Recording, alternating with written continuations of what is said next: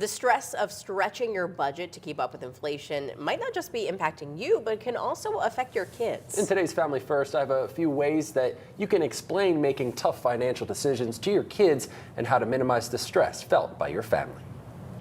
For parents, dealing with the uptick in prices of everyday necessities can be stressful.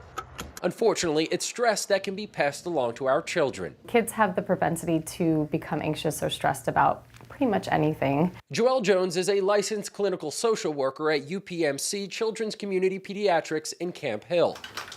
She says there are a few things we can do to make sure our kids don't have to worry about the burdens of inflation. Being aware of what you're saying either in front of your child or to your child is very important, especially when it comes to certain subject areas that they may misinterpret or become a little bit more stressed about. Jones says we don't have to hide the stress of stretching a budget from our children, but rather to be aware of how we're presenting it. If we're talking about money or we're giving them information about money and we're talking about it with ease, with confidence, and with a positive attitude, it can make a really big difference. When it comes to explaining a decision like eating at home as opposed to going out, break it down into wants and needs. Connect that to how you are making decisions about money, especially if money is tight.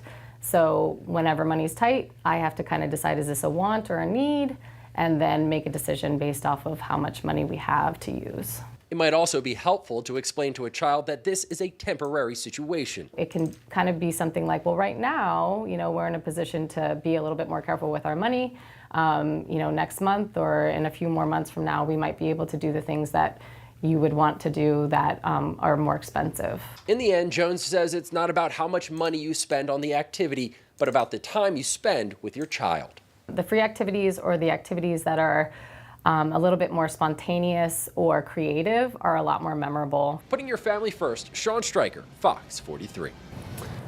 She actually told me, too, that it's not really a bad thing to show your kids dealing with stress, as long as you deal with it properly so they can learn kind of how to deal with those situations. So not to hide it completely, but just, again, be aware. Because these are all things kids are going to have to eventually deal with when they become adults. Good advice.